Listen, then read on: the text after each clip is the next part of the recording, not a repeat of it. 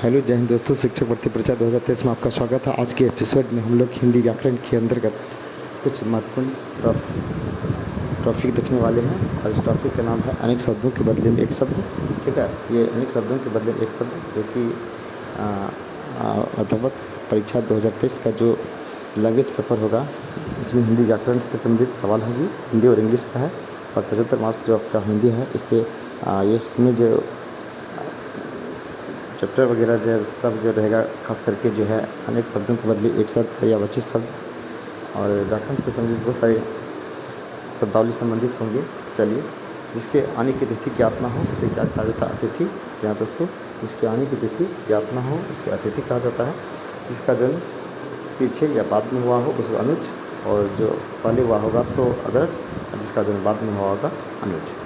तो आपको पता होना चाहिए, अनुज छोटे भाई को भी कहा जाता है, जबकि बड़े भाई को अग्रज कहा जाता है।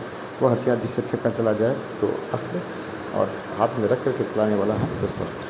तो जो अर्थशास्त्र का विद्वान हो उसको अर्थशास्त्री कहा जाता है, और अर्थशास्त्र का जनक जो है एडम स्मिथ को कहा जाता है। जिसकी उपमा ना हो उसको अनुपम कहा जाता है। जिसका मूल्य ना हो अमूल्य, जिसका कोई अर्थ ना हो अर्थहीन। तो अर्थ के दृष्टिकोण से शब्द के दो भेद होते हैं, सार्थक, निरर्थक। और सही अर्थ देने वाला सार्थक, और सही अर्थ नहीं देने वाला निरर्थक। यानी जिसका कोई अर्थ ना हो उसको अर्थहीन कहा जाता है, मीनिंगलेस कहा जाता है। जिस पर आक्रमण न किया गया हो उसको नाक्रांत कहा जाता है। जिसे जीता ना जा सके उसको अजेय कहा जाता है। जिसे ईश्वर या वेद में विश्वास हो उसको आस्तिक, जबकि ना हो तो नास्तिक। जिसे ईश्वर या वेद में विश्वास ना हो तो उसे नास्तिक कहा जाता है। जिसका जन्म पहले हुआ है उसको अग्रज कहा जाता है। जिसका जन्म पहले हुआ है अग्रज। दोपहर के बाद के समय अपराह्न। जी हाँ दोस्तों, दोपहर के बाद का समय अपराह्न कहा जाता है। जो पराजित नहीं किया जा सके उसको अपराजय कहा जाता है। जिस पर विश्वास ना हो उसको अविश्वसनीय, जिस पर विश्वास ना हो उसे अविश्वसनीय कहा जाता है। जिसका परिहार या त्याग ना हो सके या जिसको छोड़ा ना जा सके उसको अपरिहार कहा जाता है। और जो कानून के प्रतिकूल हो या जो विधि के विरुद्ध हो उसको अवैध या अवैधिक कहा जाता है। और जो कानून के से अनुसार हो उसको वैध कहा जाता है। जो समय पर ना हो असामयिक। आप सुने होंगे कि किसी का निधन जो है असामयिक हो जाता है, यानी समय से पहले हो जाता है तो उसको असामयिक कहा जाता है। जो अवश्य होने वाला हो उसको अवश्यंभावी कहा जाता है।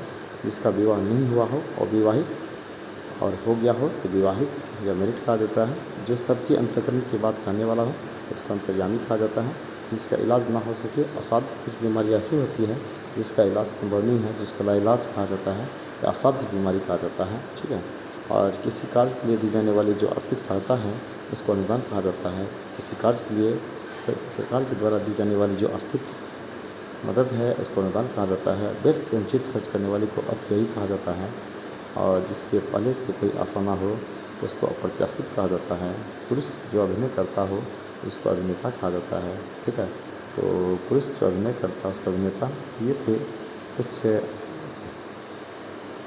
अनेक शब्दों के बदले में एक शब्द। ठीक है, तो ये काफ़ी इम्पोर्टेंट है आपके एग्जाम्स के लिए। तो ये व्याकरण से है, इसीलिए केवल इतना ही पढ़ने से नहीं कुछ नहीं होगा, इसके अलावा भी आपको बहुत सारे कंटेंट्स आपको देखना होगा। हालांकि इसमें नेगेटिव मार्क्स नहीं है, तो फिर भी हमें कुछ ना कुछ तैयारी करके ही जाना है ताकि एग्जाम्स में अपने आप को व्यस्त रख सके। और 30 में आपका क्वालिफाइंग है तो 30 to 40 लाने का भी प्रयास होना चाहिए। चलिए, धन्यवाद वीडियो देखने के लिए। अगले दिन हम लोग फिर कुछ नए टॉपिक लेकर के आपके सामने उपस्थित होंगे। तब तक के लिए धन्यवाद।